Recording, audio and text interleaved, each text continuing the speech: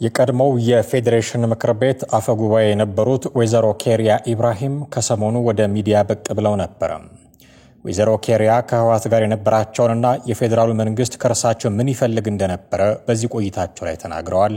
አንድ በሁለተኛ ደረጃ አፋር ተብሎ የሚታወቀው የፋኖ አደረጃጀት ከአማራ ክልል ባለስልጣናት ጋር ድርድር ለማድረግ ቅድመ ሁኔታዎችን እያመቻቸ እንደሆነ የሚጠቁሙ መረጃዎች መውጣት ጀምረዋል።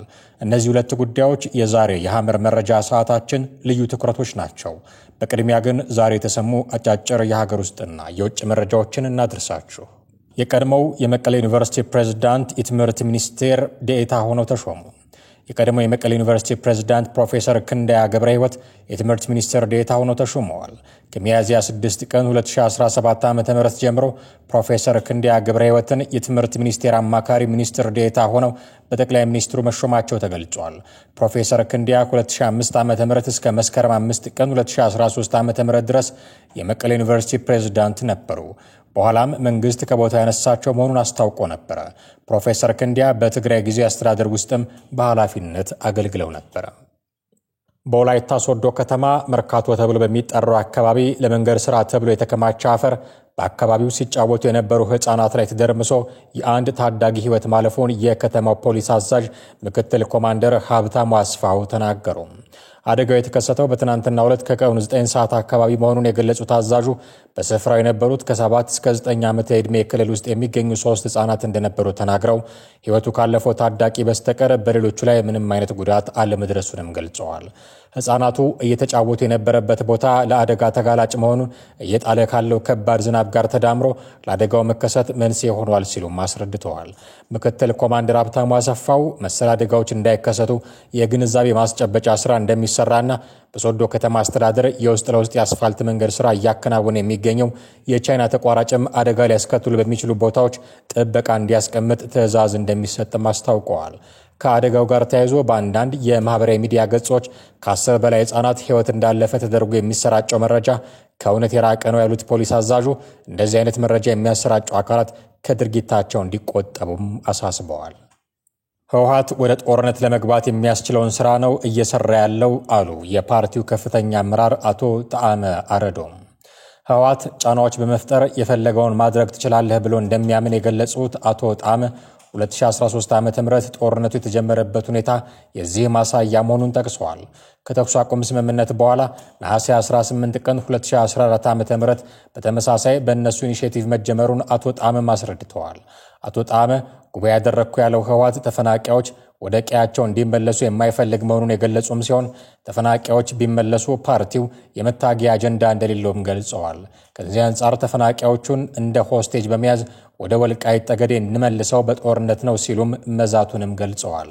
አቶ ጣዕመ ህወሓት ከስልጣኑ ውጪ ለህዝብ የማያስብ መሆኑን በመጥቀስ አቶ ደብረጽዮን ወደ ሱዳን የተፈናቀሉት ወደ ሀገራችን መልሱልን ብለው በጠየቁ ጊዜ ቅድሚያ ፓርቲው ይዳን ብለው እንደመለሱላቸውም በማሳያነት አስንተዋል። አቶ ጣዕመ የአቶ ጌታቸው ረዳ ህወሓት ከፍተኛ አመራር ሲሆኑ አቶ ጌታቸው የደረሰባቸው በደልና አጠቃላይ ባለፉት 4 ዓመታት የተደረጉትን እንቅስቃሴዎችንም አስረድተዋል። የአሜሪካው ፕሬዝዳንት ዶናልድ ትራምፕ በአገራት ላይ የጣሉት ያለው ተጨማሪ ታሪፍ አገራትን እያነጋገረ ነው። የፕሬዝዳንቱ የታሪፍ ጭማሪ አጸፋ ከሰጡት አገራት መካከል ቻይና ግንባር ቀደሟ ነች። የቻይና ባለስልጣናት ሰሞኑን ዶናልድ ትራምፕ በአገራቸው ላይ የጣሉትን ተጨማሪ ታሪፍ ተከትለው አሜሪካ ይህንን ውሳኔዋን ሙሉ በሙሉ እንድትሰርዝ አስጠንቅቀዋል። ዶናልድ ትራምፕ በአገራት ላይ ሊጥሉ ያቀዱትን ታሪፍ ለ90 ቀናት እንዲዘገይ በዚህ ሳምንት ማሳወቃቸው ይታወሳል። በአንጻሩ በቻይና ምርቶች ላይ የሚጥሉትን ታሪፍ ደግሞ ወደ 145% ከፍ አድርገዋል። አሜሪካ ስህተቷን ለማረም ትልቅ እርምጃ እንድትወስድ ለማስጠንቀቅ እንወዳለን። የተሳሳተ አካሄድ የሆነውን የአጸፋ ታሪፍ ጭማሪ በመሰረዝ ትክክለኛውን የጋራ ተጠቃሚነት መንገድ መመለስ ይገባል ብሏል የቻይና የንግድ ሚኒስቴር ባወጣው መግለጫ። ባለፈው አርብ ዶናልድ ትራምፕ ቻይና የሚመረቱ የተወሰኑ የኤሌክትሮኒክስ ምርቶችን ከታሪፍ ነፃ ለማድረግ መዘጋጀታቸውን አሳውቀዋል። ነገር ግን የአሜሪካዊ ንግድ ሚኒስቴር ሃዋርድ ሉትኒክ ባለፈው እሁድ እንዳሉት እንደነዚህ አይነቶቹ ውሳኔዎች ለአጭር ጊዜ ብቻ የሚቆዩ ናቸው። በእነዚህ ምርቶች ላይ በተለያየ ሁኔታ የታሪፍ ጭማሪ የሚደረግ ሲሆን ከተወሰነ ጊዜ በኋላ ጭማሪው ይፋ ይደረጋል ተብሎም ይጠበቃል። በዊስኮንስ ግዛት እናትና አባቱን የገደለው የሁለተኛ ደረጃ ተማሪ የአሜሪካው ፕሬዝዳንት ትራምፕን የመግደል እቅድ እንደነበረው ኤፍቢአይ አስታወቀ። የ17 ዓመቱ ኒኮታ ካሳፕ የ35 ዓመቷ እናቱ ታታኒያ ካሳፕና የ51 ዓመቱ የእንጀራ አባቱ ዶናልድ ሜየርን በመግደል ክስ ቀርቦበታል። እናትና አባት በአውሮፓውያን የካቲት 28 ነው በመኖሪያ ቤታቸው ተገድለው የተገኙት። አዲስ የወጣ ዘገባ እንደሚጠቁመው ታዳጊው ይጠቀምበት የነበረው ስልክ የናዚ አቀንቃኝ ከሆኑ ቡድኖች ጋር ግንኙነት ያለው መረጃ ይዟል። ቡድኑ ኦርደር ኦፍ ናይን ኤንጀልስ የሚባል ሲሆን ለአዶልፍ ሂትለር አድናቆት በመቸርም ይታወቃል። መርማሪዎች ታዳጊው ጸረ ሴማዊ የሆነ ጽሑፍና መንግስትን ለመጣል በሚል ትራምፕን ለመግደል ያሴረበት እቅድ ማግኘታቸውን የፍርድ ቤት መዛግብት አሳይተዋል። ተጠርጣሪ ሆን ብሎ ነብስ በማጥፋት ወንጀል በአንደኛ ደረጃ ግድያ የተከሰሰ ሲሆን ሬሳ መደበቅና ማንነትን መስረቅን ጨምሮ ሌሎች 7 ክሶችም ቀርበውበታል። ታዳጊው ለ2 ሳምንታት ትምህርት ቤት አለመምጣቱን ተከትሎ ፖሊስ ወደ ቤተሰቦቹ መኖሪያ ቤት ባቀናበት ወቅት ነው እናትና አባት ተገድለው ያገኛቸው። የእንጀራ አባቱ ሜየር ጭንቅላታቸው ላይ በጥይት ተመተው እናቱ ደግሞ በርካታ ጊዜ በጥይት ተደብድበው የካቲት 11 መገደላቸውን የምርመራ ውጤቱ ያሳያል። የሁለቱ ግለሰቦች ሬሳ በተገኘበት ቀን ታዳጊው ካንሳስ ግዛት የእንጀራ አባቱን ቮክስቫገን መኪና እየነዳ ሳለ በፖሊስ እንዲቆም መደረጉም ተሰምቷል። መኪናው ውስጥ የእንጀራ አባቱ ሽጉጥ፣ የጥንዶቹ ንብረት የሆኑ 4 ክሬዲት ካርዶች፣ በርካታ ጌጣጌጦች እንዲሁም መጽሐፍ ቅዱስ ውስጥ $14,000 መገኘቱን ምርመራው ጠቁሟል። መርማሪዎች እንደሚሉት ታዳጊው የነጭ የበላይነትን የሚያንጸባርቁ ጽሑፎችን የያዘ ሲሆን ፖለቲካዊ አብዮት ለመቀስቀስ ትራምፕን የመግደል ዕቅድ እንዳለውም ገልጿል። ተጠርጣሪው እናቱንና የእንጀራ አባቱን የገደለው ያሰበውን ለማሳካት የገንዘብ አቅም እንዲኖረው ሳይሆን አይቀርም ይላል የመርማሪዎች ሪፖርት። የፍርድ ቤት መዛግብት እንደሚያሳዩት ታዳጊው እናትና አባቱን ለመግደል ሩሲያ ከሚገኙ ሰዎች ጋርም ሲያሴር ነበረ። ባለስልጣናት እንዳሉት ተጠርጣሪው ጥቃት ለማድረስ ለድሮንና ለፈንጂ መግዣ የከፈለ ሲሆን ከጥቃቱ በኋላ ወደ ዩክሬን ለመጥፋትም እቅድ ነበረው። ከሌሎች ሰዎች ጋር እንዴት ፕሬዝዳንቱን እንደሚገድልና መንግስት እንደሚጥል ሲወያይ ነበር ሲሉ መርማሪዎች ጽፈዋል። ተጠርጣሪው በአውሮፓውያኑ ሚያዝያ 9 የፍርድ ቤት ቀጠሮ ያለው ሲሆን እስካሁን ወንጀሉን መፈጸሙን አላመነም። ታዳጊው $1 ሚሊዮን ዋስም ተጠርቶበታል። አሁን ሐመር መረጃችን ትኩረት ወዳደረገባቸው ጉዳዮች እንለፍ። ድርድርን በተመለከተ የፋኖች አቋም አንድ የሆነ አይመስልም። የጎጃም ፋኖ ቃል አቀባይ ማርሸት መከላከያው ክልላችንን ለቆ ይውጣና እንደራደራለን ይላል። መሪው ዘመነ ካሴ ደግሞ ከእብድ ጋር ለድርድር አንቀመጥም ብሎ ያውጃል። ልብ በሉ፣ ይሄ ድርድርን በተመለከተ እየተንጸባረቀ ያለው ሰፊ ልዩነት በወቅቱ ባላንጣዎች በእስክንድር ነጋና በዘመነ ካሴ መካከል የተፈጠረ አይደለም። ይልቅስ አንድ ድንጋይ ለሁለት ተንተርሰው እፍኝ ቆሎ ተቃምሰው አንዱ ሲያሸልብ ሌላው እየጠበቀው በሚታገሉት በጎጃም ፋኖ ጋሻ ጃግሬዎች በዘመነ ካሴና በፋኖ ማርሸት መካከል እንጂ። በርካቶች ፋኖ ላይ ጥያቄ ሲያነሱ የሚውሉት አንድም እንዲህ አይነቱ ልዩነት ማባበል ያልቻለ ስብስብ ነው በሚል አመክንዮ ነው። የሆነ ሆኖ ፋኖን ከመንግስት ጋር ለማደራደር እንዲሁ ሐሳባቸው ምን እንደሆነ ለመጠየቅ በሚል የምክክር ኮሚሽኑ ጥረት እያደረኩ ነው ካለ ቆይቷል። የምክክሩ አሰላጮች ታጣቂዎችን በሀገራዊ ምክክሩ የማሳተፍ ጉዳይ ለነገ የማይባል እንደሆነ የፖለቲካ የኢኮኖሚና የፍትሃዊ ተጠቃሚነት ጥያቄዎችን የሚያነሱ ታጣቂዎች ካልተሳተፉ ምክክሩ ውጤታማ አይሆንም የሚልም ስጋት እንዳላቸው ይደመጣል።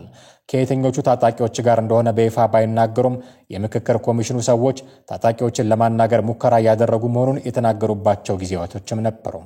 ኮሚሽኑ ከዚህ በፊት የደህንነት ዋስትና ሰጣችኋለሁ፣ ስለሆነም ከመሸጋችሁበት ጫካ ውጡና እንምከር የሚል ጥሪም አስተላልፎ ያውቃል። ፋኖ ዘመነ ካሴ ግን እንዲህ አይነቱን ጨዋታ እጁን ዘርግቶ የሚቀበል አይመስልም።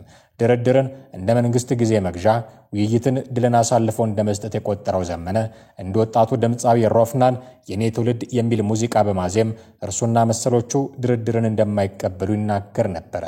የኔ ትውልድ ባለመድኃኒት ነው እያለ ከዚህ አይነት ሐሳብ በተቃረነ መልኩ እጁን ለድርድር የዘረጋ ከመዘርጋትም አልፎ ተጨባጭ ነገር ለማግኘት የሚተጋ አንድ ኃይል ግን ከአማራ ክልል ጋር ለመደራደር ጉዞ የጀመረ ይመስላል። በአንድ የፋኖ መሪና በአንድ የአማራ ክልል ባለስልጣን መካከል የተደረገ የስልክ ልውውጥ የሚነግረን ሐቅም ይህንን ነው። በነዛ በኩል ተገናኝተን መነጋገር ነው። አሁን አንተ ይሄንኛውን ተወስናለህ ተብሎ ነው ኤክስፔክት የሚደረገው። በእኛ በኩል ኦልሬዲ አሳይን ተደርገን የምንጠብቀው ያንተን ስልክ ነው። እንዴት እንገናኝ፣ መቼ እንገናኝ፣ ማን የሚያመጣቸው ያው ሰራዊቱ ነው። እንትናቸውን ጠብቆ ያንተን ደረጃም አውቃለሁ። እኛም እዚህ ያለው ነገር በግል አይደለም፣ ግን መንደርደሪያ ነገሮች ይኖራሉ። እሱ ቀጣይ የሚሆን ነገር ነው ግንኙነቶች በዚህ ደረጃ በጥንቃቄና በሚስጥር ይያዙ አንተም በሚስጥር ያዘው እንደው ከሚመለከተው አካል ጋር ሚስጥራዊ ግንኙነት ልታረግ ትችላለህ ከራስህ እኔም እንደዛው አርገን በከፍተኛ ሚስጥር ያዘው ይሄን ጉዳይ ኮንሰርን ላላቸው ሰዎች በሚስጥር ያዝ እኔም ለያዝ የራሱ ሂደት አለው እሱን ተነጋግረን እንዴት የሚለው ወደዛ ምን መጣበት ወደ ኦፊሻል ምን ሄድበት ነገር ቀስ ብሎ ነው የሚሆነውና ዝሮ እስቲ እንግዲህ እንደ እግዚአብሔር ፍቃድ መጀመሪያ ረገብ አድርገን አንተም እኔም በሚስጥር ይዘነው ነገሩን ቀስ ብለን የምናስኬደው ነገር ይሆናል ብዬ አስባለሁ መልካም አሁን ያለበትን ደረጃ አሳውቁ ሃሎ እሺ አሁን እኔም መራው ሶስት አባል ያለው የክልሉ መንግስት ኦፊሻል ተደራዳሪና ውይይት አድራጊ ቲም ልኳል አሁን እኔ አንተ ጋር ኮንታክት እያደረኩ ያለው ያው ቻናሉ በየትኛው መንገድ እንደመጣጣት ስለምታውቀው ሚስጥራዊ ማለት ይሄ ሁሉ ነገር ይወራል ሳይሆን ይሄኛውን ስለታወቀ እና በዛኛው ቻናል በኩል ስለምናውቅ አሁን አንተ ጋር እንዴት እንገናኝ መቼ እንገናኝ የሚለውን ለማውራት ይሁን አንቁ ብለን እየተጠበቅን ያለነው በተለያየ ቦታ ሆነን ማለት ነው የዚህን ስልክ ውጤት የሚጠብቅ አካል አለ ቤት ባልከው በዛ በሚስጥራዊ እንትኑ ማለት መንግስታዊ ስናደርግ እንዴት ይመራል ጥያቄ ይኖራቸዋል ጥያቄያቸው እንዴት ይመለሳል የሚለው እናንተ ይዛችሁ የምትመጡት ጥያቄ አለ እኛም ፖስትሮሊ የምታነሱት ላይ ተወጥተን ምን ፈታው ማለው ምናቀርበው ምንነጋገረው ነገር ይኖራል ይሄ ጉዳዩ ዞሮ አዋጭ አይደለም የሄደበት ሄዶ ያከሰረው ኪሳራ አይታችሁታል ያጠፋውን ጥፋት አይታችሁታል የትም ስለማይደርስ ከዚህ በላይ መቆየት አስፈላጊ ባለመሆኑ በፍጥነት ወደ መደበኛ ውይይት መግባት ያስፈልጋል ያ መደበኛ ውይይት እስከመጨረሻው ድረስ ሚስጥራዊ ነው የሚሆነው የተስማማባቸው ጉዳዮች ዲክሌር እስከሚደረጉ ድረስ ማለት ነው ሚስጥሩ ደግሞ የሚጠበቀው ጥቅሙ ለእናንተ ነው እኛማ ያው ከመጀመሪያው ቀን ጀምሮ የሰላም ውይይትና ጥሪ እያደረግን ስለሆነ አብዱ ሰኔ ይባላል ሰውዬ ከሌጋ ተነጋገረ ተወያየ የሚለው የአማራ ክልል መንግስት የሰላም ጥሪ ማስተናገድ የሚለው ብዙ ችግር የለውም ሚስጥራዊነቱ ሂደቱን እንዳይረብሽ ከዛም ከግራም ከቀኝም ቆሻሻ ነገር ገብቶበት የምንፈልገው ውጤት እንዳይመጣ የሚያደርጉ ጉዳዮችን ማድረግ አለበት መከላከል እንቀጥል ወደ ሁለተኛው አብይ ጉዳያችን ወይዘሮ ኬሪያ ኢብራሂም ከረጅም ጊዜ በኋላ ለበርካታ ጥያቄዎች መልስ መስጠት ጀምረዋል ግለሰቧ ከነበራቸው ከፍተኛ ስልጣን በመነሳት የሚያውቁት አያሌ ምስጢር መኖሩ ያንገበገበው ህወሓት ለፌደራል መንግስቱ ምስጢሮችን ሰጣብኛለች ብሎ በብዙ ያማቸው ነበር ራሳቸው ግን እንዲህ አላደረኩም ብለው የእምነት ክህደት ቃላቸውን ይሰጣሉ እኔ ሳላስበው ነው የቀረሁት ምናልባት ህይወቴንም አድን ነበር ከዛ ከኡሱር ቤት ከተለያየ የደረሰብኝ እንግልት ከነ ልጆቼ አድን ነበር እንጂ ለኔ ይጠቅመኝ ነበር በወጣ ለኔ ይጠቅመኝ ነበር ሁሉም ብረንትን ይዞ ተታግሎ አይደለም ህይወቱን አድኖ በአርሶ አደር ቤት ገብቶ ከዛ በኋላ ከድል በኋላ የመጡ ብዙ አሉ እኔም እንደዛ አደርግ ነበር ግን አንዳንዴ በሚዲያ ሁሉን ነገር ይነገራል ማለት አይደለም ምክንያቱም በህብረተሰብ በቤተሰብ የሚፈጠር ጫና ሊያጋጥም ስለሚችል ነው እንደዛ ያልኩት ግን ምንድነው እኔ የፖለቲካ ችግር አጋጥሞኝ አይደለም ፈልጌውም አይደለም ምክንያቱም ፌደራል ጋር ምን አርጌ እንደሄድኩኝ ሁሉም ያውቃል ጥሩ ስራ ሰርቼ አይደለም ይሄድኩኝ ያው ለህዝቤ ስለሆነ በፌደራል አይን ነው ያልኩት እንጂ በህዝቤ ለህዝቤ ነው ተታግያለሁ ህዛም የሚቻለኝን ያህል ተታግያለሁ እዛ ሲሄድ ወደ ፌደራል እንዴት ብዬ ልመለስ ግን ችግር ከአቅሜ በላይ ስላጋጠመኝ ነው ከአቅሜ በላይ ስላጋጠመኝ ያለኝ አማራጭ ደግሞ ያው